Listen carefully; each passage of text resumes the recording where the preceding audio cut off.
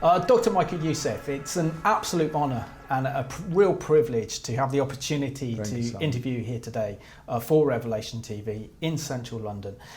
Your ministry, Leading the Way, has brought millions to Christ and has brought so much hope to so many people and really guided them through biblical truth. And so thank you for what you do, and also thank you for the impact that you've had on my life, listening to many of your sermons on YouTube and through Leading the Way, that I've learned so much. Thank you, Simon. And your ministry is so important, critical in these last days.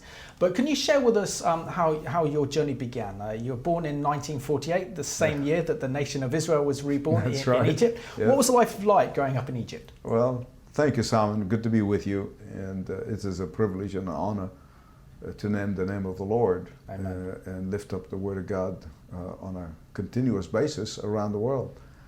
I grew up in Egypt the first 18 years of my life. I'm almost 19 before I left, and literally escaped from the country with the clothes on my back. I was supposed to be aborted because my mother's ill health, but the pastor of my parents, saw a vision, and literally within hours before the surgery, he knocked on their door, and my parents just took it as a word from God, and they just let the pregnancy go through. And so I'm grateful to be alive. And then God supernaturally have worked in my life ever since, even in the time of rebellion, which I did experience several years of rebellion in my teen years, because when I heard the story, I said, no, I'm not going to be, I'm not going to be in ministry.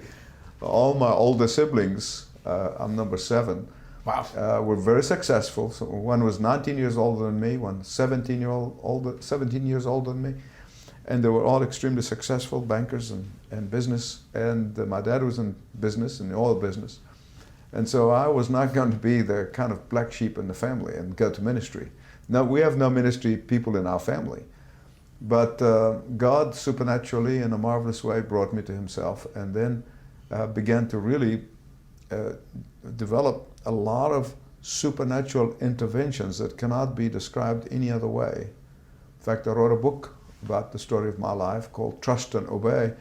One of my pastor's colleagues who worked with me, he said to me, he said, your story, and I haven't worked with you for 15 years, it just summarized in 2 words, trust and obey. You have constantly trusted God and obeyed Him, and He did the rest.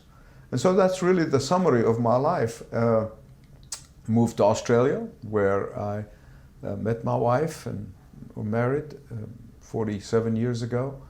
And then we, after seminary and training and ordination and serving in a church in Sydney, we moved to California, from California to Atlanta, where I headed up an organization called Haggai Institute for Leadership Training.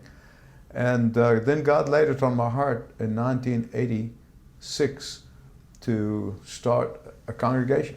I did not know the first thing about planting a church. It's the absolute truth. I knew nothing. And so I said, Lord, is that really you? And but I always knew that He specializes in using the unlikely people. So I listened very carefully, and I just told a few friends. They said, hey, we're going to be in room X, Y, and Z in hotel X, Y, and Z on Sunday at 10 o'clock. And 28 adults, 16 children showed up. And that was our first service 31 years ago last week. And we immediately began to grow and moved to a private school, and we were there for 6 years. And then God really gave us one of the most beautiful buildings in the world. In fact, the architect and the builder have won the Architect Digest award for the most unique church building in 50 years in America. Wow, that's incredible. And it's really gained, and both deserve it because they did a great job. And so here we are, 31 years later. Church has gone through all kinds of metamorphoses, but we keep on growing and we keep on flourishing. 1 year after the founding of the church, a member of my church, he now went to be with the Lord, kept harping at me. And I'm really saying not just harping. And he will take me to lunch, and he said, you need to be in the media, you need to be on radio, you need to be. And I said, Bill, there are a lot of Christian radio preachers.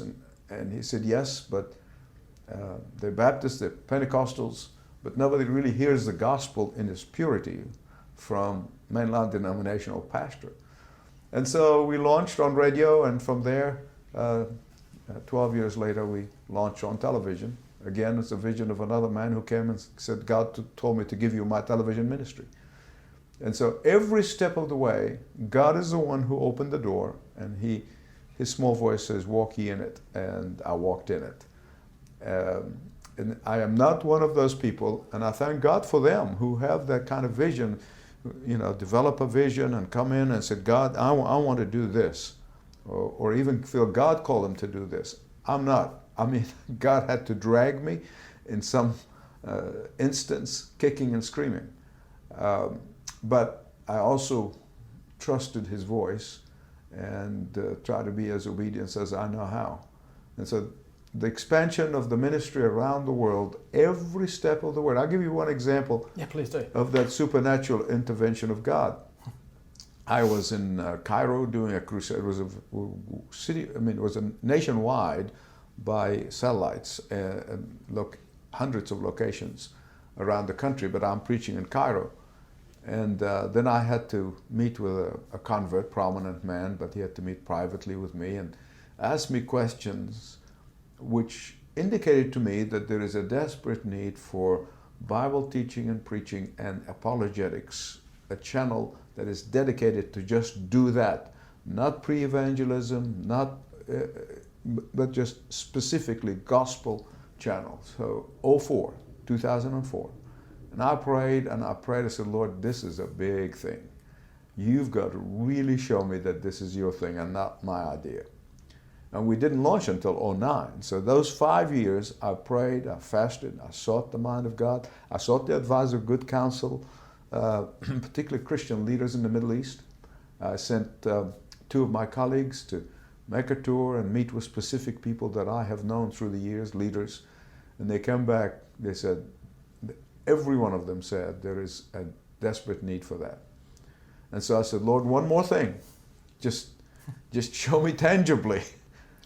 And I get a phone call from an old friend of mine. I've known him for many years. He lives in Nebraska, in the United States. And he calls me one morning and he said, are you okay? I said, I'm fine. He said, your health is okay. I said, my health, thank God, I'm doing great. Your family okay? And I said, what's going on? He said, well, Lord kept me awake all night and disturbed my sleep about you and what is going on. I said, well, here's something you can pray about. God laid this heavy burden on me to start a television channel, and I'm asking God to show me a tangible sign that I need to do this. He said, okay, I know exactly what that is, because God, that's part of where God woke me up. He told me to sell my farm and give you $1 million. Amazing. And that's exactly what we needed to launch the channel. Because it's 24/7. I mean, it's like you know what it's like. Absolutely, running a television station. I don't run my bosses run the station, but I can imagine sure. from the pressure yeah. and the constant need for content, yeah. And also to make informative and engaging programs that exactly. people watch. Yeah, I have November. We launched on March 2009. November 2008, 2 of my colleagues who were responsible for this came to me to see me, and they said, "Can we appeal to you, please, to forget about it?" And I said, why? I mean, God already placed all the pieces together.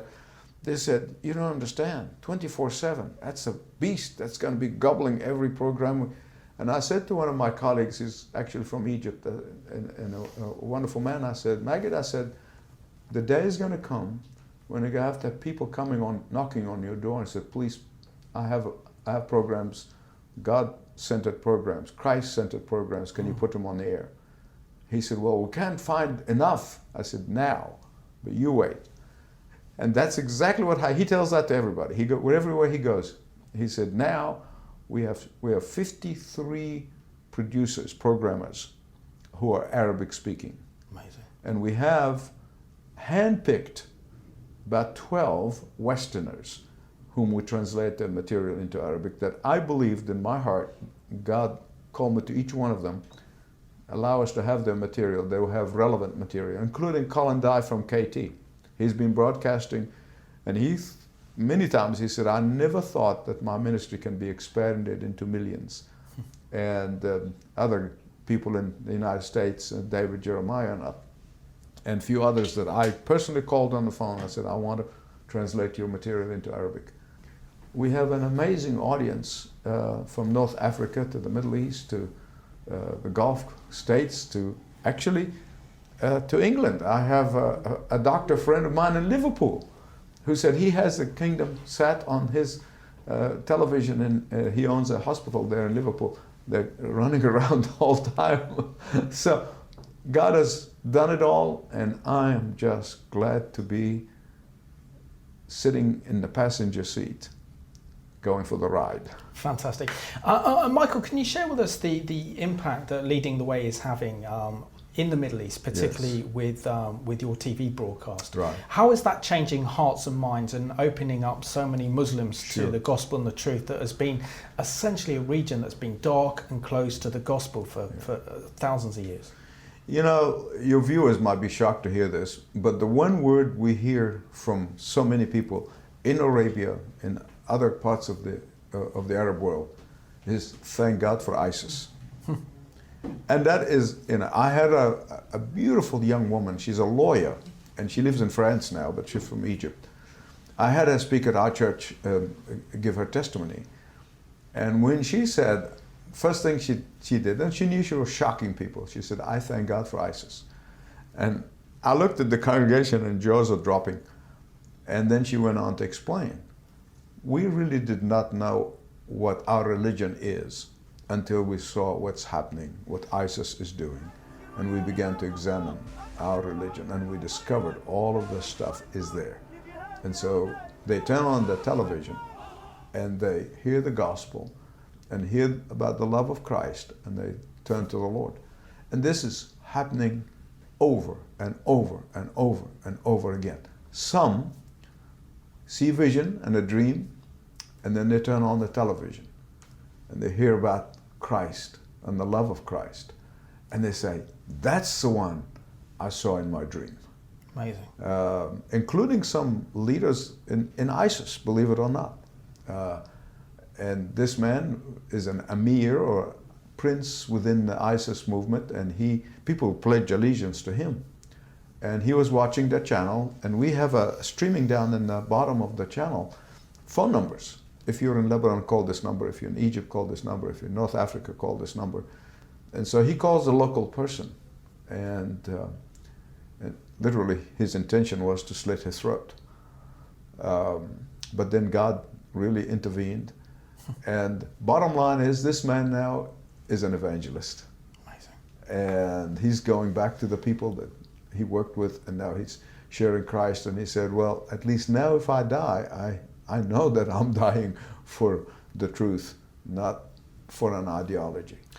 You talked earlier about really the impact that ISIS has had on the Middle East, particularly on the Arab world. But what other factors do you think are opening up the Arab world to the gospel? Because it's been closed for so long, and exactly. this has been probably the most hardest region of the world to reach with the gospel. Absolutely. What do you think? Why is God moving so powerfully now in the Middle East?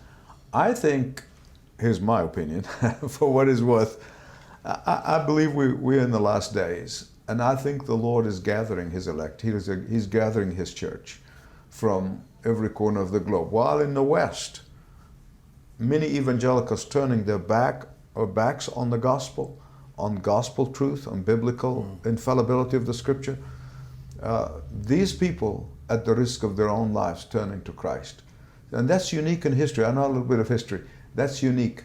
And so it convinced me, at least, that some of the signs of the end time is happening right now before our own eyes. And one of them is the most unlikely people coming to Christ, and such powerful conversion. When I was in Indonesia, I had a major crusade there in a soccer stadium. And there was a militant Muslim who ended up in prison. He saw a vision of Jesus in the prison, and now he's an evangelist. And so he was filling 3 buses every night, bringing him to the stadium. And the last night, we were interviewing him. I think Mike was there, and he was my son, younger son, Jonathan, was doing the interview. And he told them that the last night after they came back, 23 militants showed up at his house. And they said to him, if you take these people and if you fill those buses again, we'll kill you. And so the question was by Jonathan, you showed up with the 3 buses.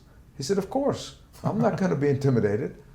And he said, but you're not concerned about your life? He said, no, if I die, I go to Jesus. And I can hear those words still ringing in my ear a few years later. If I die, I go to Jesus. Fearless people. Amazing. Literally, I think God is using them to shame us in the West when we have chosen our comfort above the gospel.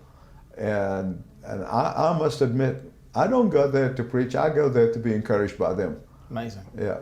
So we're talking about the West, and you're here in Britain, today with a speaking tour and other meetings, and sadly, when we look at Britain and we look at Europe, it's embraced this secular humanism to the extent that it pervades everything over everything, and we're seeing the radical decline of our Judeo-Christian heritage. Yeah. We see the church, sadly, is in apostasy and it's lost its way. How do you think that Britain and Europe have gotten such a mess, but understanding their Christian heritage? Well, they departed from it. Yeah. That's really what is happening. They departed from the truth, and once you depart from the truth, you get... I was on American television not long ago, and they asked me that same question about why is these shootings in schools. I said, look, when the Spirit of God departs, an evil spirit comes and takes its place. We know that from the life of King Saul. And the Bible said when the Spirit of God left him, he was tormented by an evil spirit. Whenever the Spirit of God is rejected, he's a gentleman. The Holy Spirit is a gentleman. And when he's rejected, when the gospel is disbelieved and rejected, an evil spirit is going to come and fill that vacuum. And whether it be militant secularist or militant Islam, either way, that's what's happening in the West. And sadly, we're not waking up in time. I pray that we do, and I pray that God will send an awakening that will bring us to the realization of what we have done. But just think about Israel. My hero in the Old Testament is Jeremiah. Believe it or not, a lot of people would say to me, when they hear me preach, and they say, I always think of Jeremiah. Besides being the weeping prophet, I tend to do that publicly, and I'm not ashamed of it. But I weep over the condition of the church. And he kept saying, it's not too late. You can still turn to the Lord. It is not too late. When you read the impassionate speeches that he was giving, turn back, or you got the Babylonian exile to look forward to. And unfortunately, in a period of 70 years, they would not turn back, and God kept his word, Babylonian exile. We have our own Babylonian exile right now. It's called militant Islam and militant Muslim. I have Muslim leaders that I've met with in the Middle East who would say to me, and these are political leaders, yeah, how come we are declaring them terrorists here and we're fighting them? In Europe, they welcome them, and they set up their headquarters in European capital. And why the State Department don't want to declare the terrorist organization? And I'm baffled, other than fear, of course. I don't understand what's going on. But this is a reality. Whenever the Spirit of God departs, a Babylonian exile, we might not be deported from the promised land to Babylon, but we are emotionally under siege and physically under siege of our own Babylonian exile, and that's Islamists. Absolutely. So how can Christians who love the Lord, who contend for the truth, who are Bible-believing Christians, really stand in this Babylonian age? Sure. I wrote a book called The Hidden Enemy, and the very last chapter I dedicated specifically to answer that question, Simon. I mean, the answer is this. First of all, you've got to believe the truth. You've got to believe it with all your heart. then you have to practice it. You have to live it. Then you have to proclaim it. And unashamedly, it would be like this Indonesian former Muslim turned evangelist. If I die, I go to Jesus. But we have made life to be so comfortable. Like, C.S. Lewis said, God allowed these little inns in life so we can, get a breather, but don't settle. Don't think this is your home, because our home is heaven.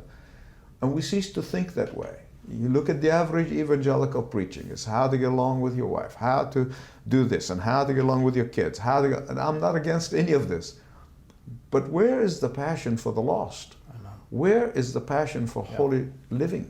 Where is it? That's gone by wayside. We're motivational speakers now. We say, well, if you think positive thoughts, you can get upgraded to first class. If you think positive thoughts, you will have a Mercedes or a Rolls Royce. And we have preachers all over the television in the United States. I don't know about UK, but in the United States, who say, God gave them faith for a $60 million jet. God gave them faith for this and the other thing. It all has to do. We have one of the best-selling Christian books in America. It's called Your Best Life is Now. Your best life is now? Then why heaven? Why would anyone think about heaven if you can have your best life is now and here? And so it's the church and it's the pastors, the preachers in the pulpits who are going to be held responsible by God, and they're going to be held accountable for the departure from the truth, because there's an adage that goes like this: as goes the pulpit goes the pew, and goes the pew goes the nation. And that's what we have right now, at least what I know is in the United States. I mean, what do you think it's going to take to turn that tide around? And to the extent now that apostasy has steeped into the church, we have the prosperity gospel, which is encouraging everyone to live for now, gather as much material goods as you can. Don't worry about salvation, or don't worry about the loss. Let's just focus on getting rich. Hasn't the values of the world penetrated the church in the Western world, which is really making it ineffective? Exactly. There's also, church has a responsibility to not only heal society, but heal the nation through Jesus Christ, no other way. Absolutely. And why are we seeing a departure of such biblical truth in these days? Well, again, my own personal views, and like I often tell the congregation, I said, this is thus says the Lord, but if I have an opinion, I always make the distinction. This is just an opinion, and you can take it as it is. I personally believe when Jesus said, toward the end of time, the love of many will grow cold. And Jesus asked the question, when the Son of Man, he talks about how bad it's going to be, and he said, when the Son of Man returns, particularly in the Gospel of Luke, will he find faith upon the earth? I mean, that is a haunting question, and to me, and I looked at what is happening and I said, that's scary, but it could be because we really are much closer to the return of Christ. That we're seeing apostasy in the church, gathering of the remnant and the faithful ones from all over the globe, even under the threat of persecution and life. God is doing something because we're getting close to the end. And the devil, while he does not know the future, he senses that his time is coming close, and that's why he's stirring up. That's why we're moving so fast into secularism and into immorality. We're moving so fast with speed, and my take on this is the devil senses that his time is coming near, and therefore he's speeding up the process of apostasy in the church. You've written some very insightful books, quite a few to name. I mean, Jesus, Jihad and Peace. Another one, The Barbarians Are Here. Do you think because our governments have really are to blame in the Western world, particularly in Britain and Europe, for the dismantlement of our Judeo-Christian heritage, taking God out of our schools and out of our law and out of our governments, and the extent that we have become so secular now that we don't actually have any values, and so therefore that has created a political and spiritual vacuum that has been filled by Islamic extremism. What is the level of threat, do you think, that Europe and Britain is now facing with the rise of Islamic extremism, considering that last year this nation was rocked by 3 major terrorist attacks? Sure. 2 in this capital, in London, and 1 in Manchester. This is all a strategy. And anybody reads Arabic and reads some of the writers, you got one, on the one hand, terrorists who create fear, and then you have a government out of fear acquiesce to demands, and it's working. Their strategy, which I really read, the original paper was presented by the former president of Algeria 40 years ago, Ben Bella. And I read that paper and I couldn't believe my eyes. So I wrote a book. I wrote it under a pseudonym. It was published in London initially in 1979. And that was a long time ago. And basically to warn the Christian community. Then was published in the United States. And it was a polemic book and was deliberately written with that in mind. So I started way back. This is not new for me.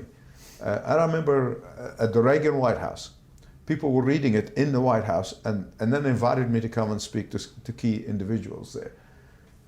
And they kind of looked at me and said, you mean these people are a threat to us? No, it's evil empire, it's Russia. I said, well, yeah, I'm not against that, but there's an inherent motivation of destroying Western civilizations because they believe that God gave them the oil in order to dominate the world and bring the caliphate, the successor of the prophet, and rule the world. And one of the key leaders in the Reagan White House, later on, many years later, became a dear friend of mine. And every time we're together, we have lunch, he looks at me and he said, man, we didn't get it, did we? And I could see, because remember, I was only 32 years old, writing a book and saying, this is the danger, wake up America, wake up West. And nobody was taking me seriously. And but now, in fact, right after September 11, when everybody began to say, all right, now we see it, what's next? And so I began to write the other books, the Jesus, Jihad, and Peace. Barbarians are here, they're not at the door, not at the gate, they're here. And I just read a very reliable statistics that said in the same period of time that 500 churches have closed in the UK, 427 mosques have opened. I mean, even if the statistic's slightly wrong one way or the other, that is a very, very discouraging statistics. And so the believers who are sitting in the churches saying, well, Christians been privileged for a long time, now it's time to share it with somebody else. And I'm quoting an evangelical person who said that to me here in the UK. And I said, this is crazy. Do you understand what will this do if they really become dominant and if they rule? I mean, they are working now, they're running for political office, and they slowly but surely placing themselves in areas of authority. And given the birth rate, there's a book written by a Brit, it's called America Alone. He's a journalist, and he lives in New Hampshire now. But America Alone, he's saying that Europe is finished. This is his bottom line of the book. He said, now America needs to wake up. I doubted if America is waking up, sadly. So we are in these kind of difficult days, and I'm not going to be a prophet of doom, because I know in my heart, I tell people, I've read the last chapter in the book and we win. Absolutely. So I have no fear whatsoever, but I'm just saying, like Jeremiah did, wake up, turn back to Christ before it's too late. And I will do that until he takes me home. Excellent. That's good to know, and you've seen you in practice as well doing that. Michael, how much is our populations, particularly in Britain and also in Europe, being controlled by political correctness? And sadly, whenever we see a terrorist attack going off in either France or in Britain, our leaders are very quick to say that this has nothing to do with Islam, and that Islam is a religion of peace. Right. Do you understand where they're coming from, why they're saying this? No, I don't. But I do understand that this is a strategy that has written long time ago by certain Islamists. And I still make the distinction between Muslims and Islamists. There are Muslims in the media in the Middle East who are pleading with Europe and saying, please don't allow them to take over. We're kicking them out of our countries. You don't let them do this because we value the West and we value Western civilizations. I heard that, and I met with them, actually, one prominent journalist in Egypt. And we had a very frank conversation. And he is Muslim. But he said Islamists are very dangerous and Europe needs to wake up because we value Western civilization. We want Western civilization to flourish. I said, I wish I could take you with me to the West for them to hear you say that. And he is probably one of the most prominent, if not the most prominent journalist in the Middle East. And so you hear this, and then you read, of course, the Islamists, so they're writing and saying, yeah, with money pouring in, terrorism bringing fear, and then birth rate, it's a matter of time. The Crown Prince of Saudi Arabia said this. This is not an evangelical pastor who said this. The Crown Prince of Saudi Arabia in the United States said this in an interview, word for word. He said, if Europe will not wake up in time, the Muslim Brotherhood will run it in 20 years' time. This was several weeks ago. That's absolutely frightening and very, very chilling, Michael. But it's also a reality that we face today, sadly, in this nation. And after being rocked by 3 major terrorist attacks this year, it doesn't look like the government is getting to grips with this problem. And is that the problem is not actually identifying who the actual enemy is? And what role does the mainstream media play in preventing us from defeating this evil? Well, the mainstream media is basically living in fear. They're afraid. And it was the outgoing head of BBC said so. He said that when they asked him a question in his departure, a friend of mine was there and he told me the story. They said to him, I said, why do you beat up on Christians? Yeah. But then you kind of give the Islamists a pass. He said, well, it's a no-brainer. Christians have broad shoulders. This is word for word. They can take it. But if we start turning on Islamists and start calling it for what it is, they'll be showing up on Oxford Street with guns and grenades. So fear worked and is working on both sides of the Atlantic. And I give the illustration of how we have a civil liberties union in America that will sue any kid a group of kids who would have a Bible study either before or after school in a classroom, because they said separation of church and state. You get Muslim students, demand that there'll be a little room dedicated to their prayer, demand to leave at 12 noon to have their noon prayer. The Civil Liberties Union says nothing. Fear worked, and fear is working. And that's what Christians need to come against, fear. And they need to be committing and recommitting themselves, not only to pray, because sometimes people use prayer as an excuse for not doing anything, but being committed to the proclamation of the gospel. Absolutely.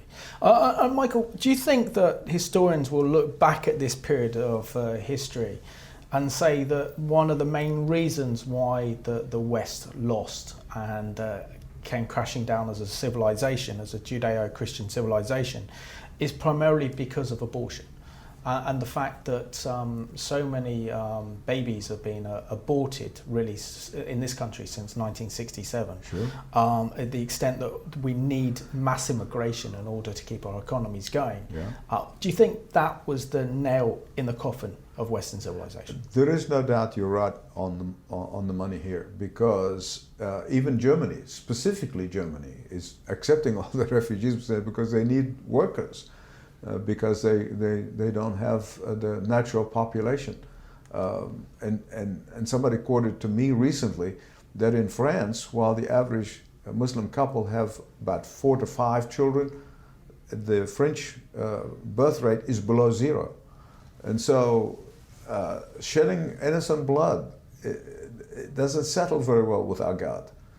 And the judgment, which not everybody's seeing it, but the judgment already has begun for shedding innocent blood and for literally throwing out God's laws and placing them with man's laws. And that always happens. And also it's important to recognise, and your president, President Trump, has stood very strongly and very firmly with Israel. And we know that Israel as a nation has just celebrated her 70th anniversary as a nation that has been reborn thanks to biblical prophecy and God's promises to Abraham, Isaac and Jacob. How important is Israel in this equation, and how important is it for Christians to understand God's plans for Israel and the Jewish people? It's very interesting that I can give you I'm a sociologist by training, but I can give you from a sociological point of view, but also has biblical connotation. Israel always, in the Arab writing, all the Arabic writing, literature and everything else, journalism, there's a dagger in the side of Islam. And they pointed out the country looks like a dagger in the side of Islamic world. But now, because of the Sunni Shiite division and the enmity and hatred and they kind of really at each other's throat, God is using Israel, believe it or not, in that equation, so much so that Arab countries, Sunni Arab countries, even Saudi Arabia, Egypt, of course, and Jordan, they kind of now seeing the value of Israel in its relentless warning about Iran and the Shia hegemony. So I didn't see that one coming, I must confess. But now, as I see it happening, I'm just amazed. And your President, Donald Trump, before we talk about Jerusalem, has been very, very courageous in actually pulling the United States out of the Iran deal.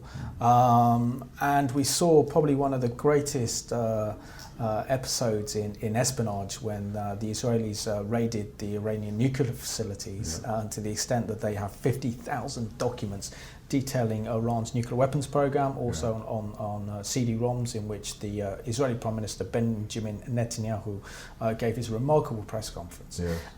When it comes to Iran and the threat posed by Iran, not only to Israel but also to the Middle East as well, how is it that it only seems that President Trump is the only, and the Israeli Prime Minister Benjamin Netanyahu are the only guys who really get this?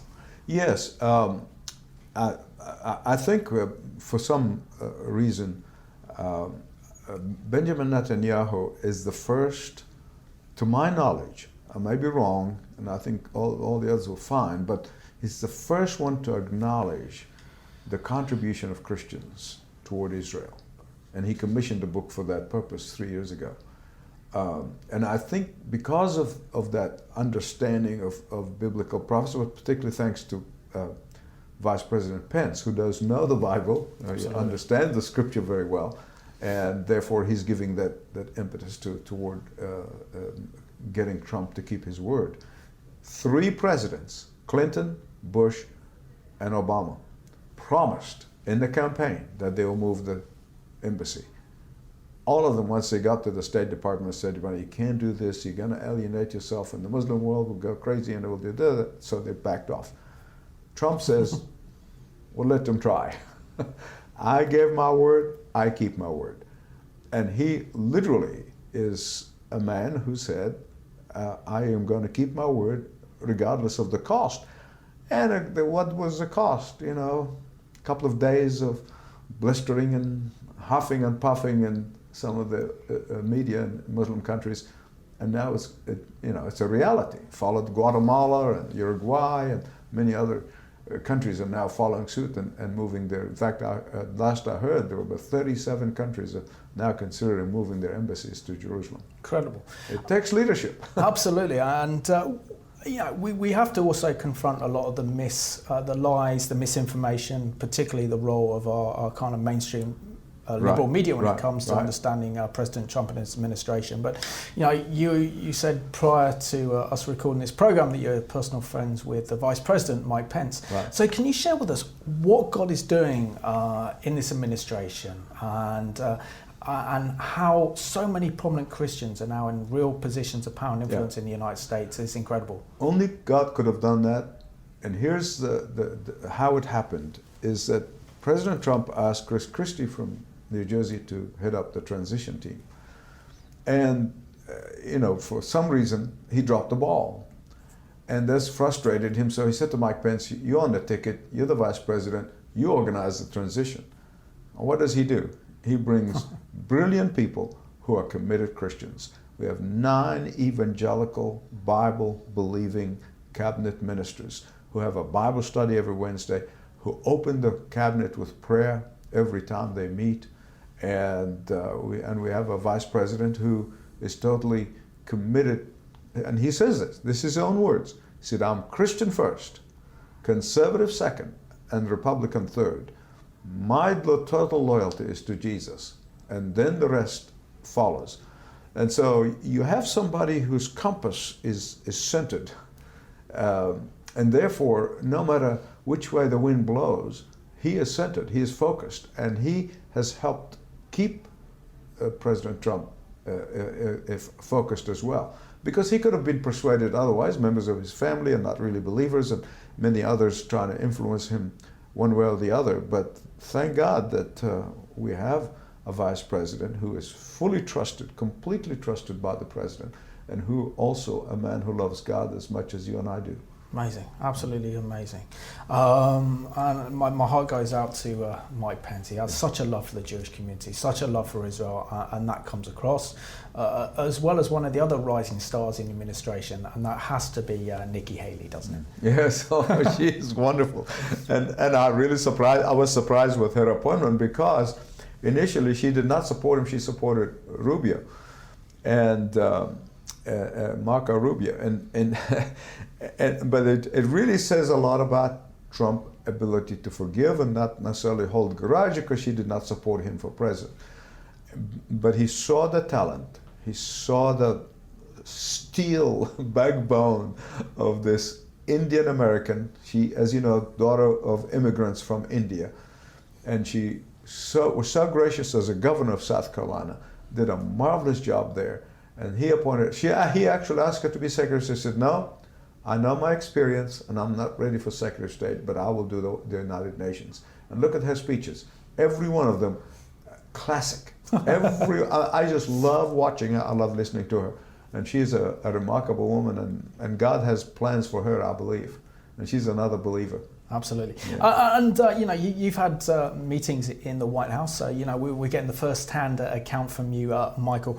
What is President Trump like? And, many have said that he's actually come to faith in the Lord Jesus Christ. Can you share something about his faith and about his walk with God, but also his ability to not care what anyone thinks about him, particularly from the liberal media, right. Despite international pressure, trying to push him to keep with the Iranian deal as an example, right. or climate change. But he's his own man, and he seems to have a real heart and love for the United States, and wants to see your nation restored to where it was before. Well, you get two views. The self-righteous hypocrites always point to his failures and moral failures. He's the first one to tell you that his past is not all that, and it's very checkered. But I did hear from a very reliable source that he gave his life to Christ. It was really after the election. He just saw what God has done, and he said, only God could have done that. I also think even from worldly point of view, and I had 2 candidates for president who had personal, dear friends who were running against him at primary. So I was supporting them initially. But it took a belligerent guy who is a street fighter to be able to defeat Hillary Clinton and her agenda, which is really purely anti-Christian. But God somehow in his mercy, he called Cyrus my servant. And those who do not understand the spiritual realm say, how can God call Cyrus my servant, the Persian emperor? Well, God can use anyone to serve his purpose. And he realized, he knew, of course, that this is the only man who could do the things that need to be done to give the nation another chance. I think God gave us a chance with George Bush and he blew it. Now he has given us this chance with Donald Trump, and I believe he is Americans and I'm constantly saying this publicly, unless you see this as an opportunity, God saying, I'm going to give you another rope to hold on to so you can be pulled to safety. Don't blow it, and turn to the Lord, because He is showing you that He can use anyone, and He's using this man whom would be far from Christians, a Christian. So we are, I guess he's a polarizing figure, and he has never learned to be diplomatic or control his tongue. He's a guy who built an empire from nothing, and this is the way he thinks. And after 70, it's very hard to change. But he is making changes. Those who are close to him, they see very perceptible change in his life. So if you think of a baby Christian, he is a baby Christian, and it's taking us 40, 50 years in our walk with Christ. So imagine somebody who is just barely beginning to understand the gospel, give his life to Christ. Incredible. So we definitely need to pray for him and his administration. No question. There seems to be two very interesting trends that are developing in politics, which has its implication in biblical prophecy.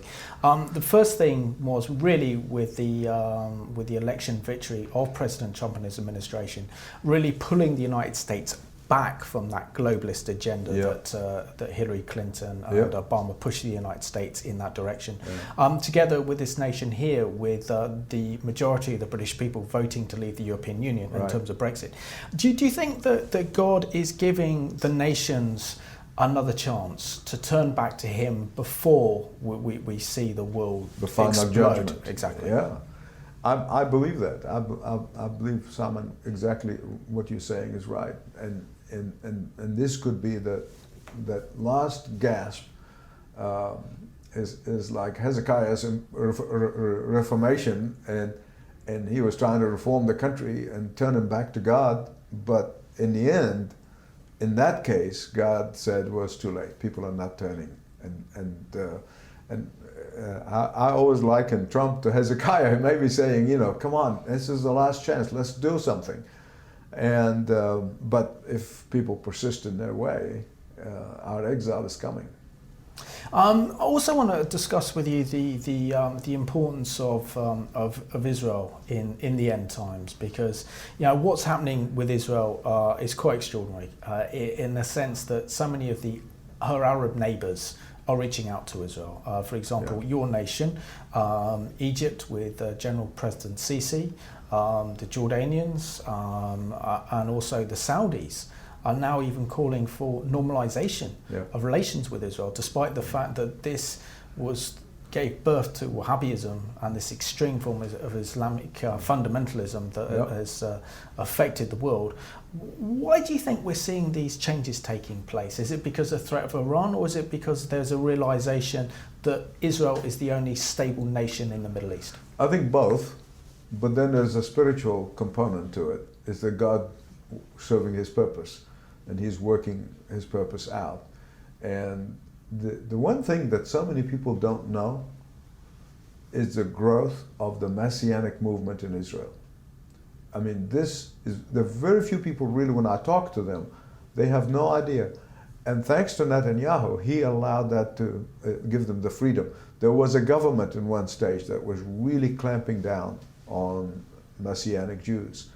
But there's so many Jews are coming to the Yeshua al-Mashiach, and I've been to service. I've preached in a Messianic congregation in Israel. Is one of the greatest experiences of my life.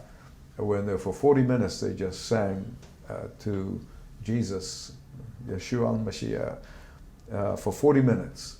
And it just reminded me of how probably the first church was in the first century, with all Jews, all worshiping Jesus on Saturday, and they were totally committed to Him.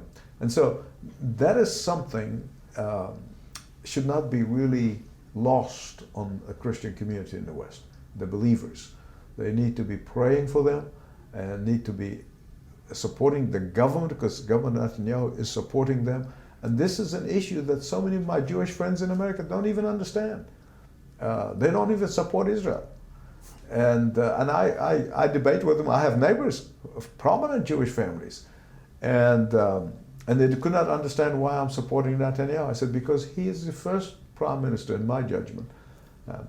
Menachem Begin was a great man, but Netanyahu understands the neighborhood better than any leader. And these were great people, Isaac Shamir and Rabin and Shimon Peres. They're all great people. But Netanyahu is the first prime minister who really understands what the score is. And he reads and comprehends and stays informed. And consequently, he takes a strong stand, and for that they don't like.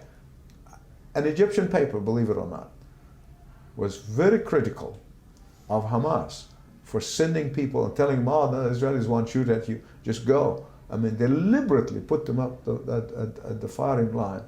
And so when they died, they blamed Israel.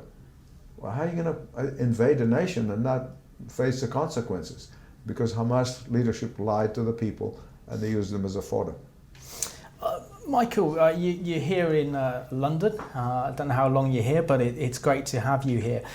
Do you have a message for our Christian viewers who are maybe struggling in the times in which we're living in, the spiritual attacks? The fact is that the society and also our nation is turning against God and turning against godly principles to the extent now that there's only a small remnant really who really believe in the Bible, who understand God's plans and purposes in the days in which we're living in. What message of wisdom do you have for them to help them stand and prepare for the days that are coming? I humbly say to every Bible-believing Christian in America that is going to a church that is preaching heresies and apostasy and the watering down of the gospel, get out. Get out quickly. Find a Bible-believing church and join it. And then unite in prayer.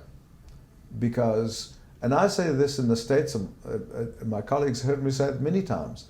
I said, around election time, our prayer meetings are packed.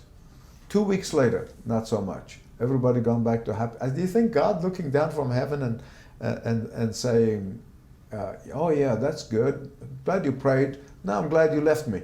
No. It's like everybody quotes 2 Chronicles, if my people humble themselves and pray and seek my face, and they're good at this, they don't go to the next verse. He said, my eyes are on you. I'm watching you. I'm going to see what you're going to do. And so we need to give up this hypocrisy, and we need to make prayer to be the central focus of our life, our commitment to the proclamation of the gospel to be the focus of our lives, and stop faulting between two opinions like Elijah said on Mount Carmel. If God is God, then worship him. If Baal is God, then go and worship him. It's time now for that call to be totally committed to the gospel of Jesus Christ. He did not bless us so that we can sit on our blessed assurance and do nothing. He blessed us so that we may take those blessings and turn them into his kingdom work and glory. Absolutely. Michael, can you share with us how our viewers can watch your programs, listen to your wonderful broadcast on Leading the Way? Well, the website is LTW. It's for Leading the Way. We made it easier. LTW.org. And they can download the app for free. I have a man in Arizona send me a very nice check and said to me, he said, I want to tell you why I'm sending you this support. It's because you don't charge anything for everything you put out. And he said, God laid it on my heart to become a partner with you. So everything we have is for free. The gospel is free. You download the app. I was in the White House at the National Day of Prayer. Several of the journalists on the rope, there's a rope where all the journalists were, and a Fox News reporter yelled at me, Dr. Youssef. And at the end of the meeting, as I'm walking out, and then all of these journalists, kind of 2-3 of them recognized me from television. And he was saying to them, he said, now guys, this is how you download his app. He said, I start my day every morning and it is free. And all the White House reporters, basically hearing this commercial. But this man was telling me, I do not start a day without watching your app. He said, it really strengthened me for the day, and I'm able to face whatever I'm facing. And so all our apps are free. Our books are only for donations and not for sale through Leading the Way, but in the bookstores, of course, I have no control over that. So you go to ltw.org and org, and then you get all the information. Dr. Michael Youssef, I just want to thank you for giving me the opportunity today to interview you. You really are God's champion. You've championed the gospel. You are a man of stature and moral clarity, and I thank God for your life and the ministry that He's given you, and the fact that you are bringing, through God's help, through the power of Lord Jesus Christ, so many to faith, particularly in the Middle East. Thank you, Simon, so much. It's really my pleasure. And I want to tell your viewers, as if the Lord lays it on your heart, pray for me, because I am lifted on the wings of the saints' prayer of the saints. And so I need all the prayers I can get, and I want God to continue to use me. Absolutely, and may the Lord continue to give you strength, and may you go to strength to strength. Amen. Thank you, Simon. Thank you.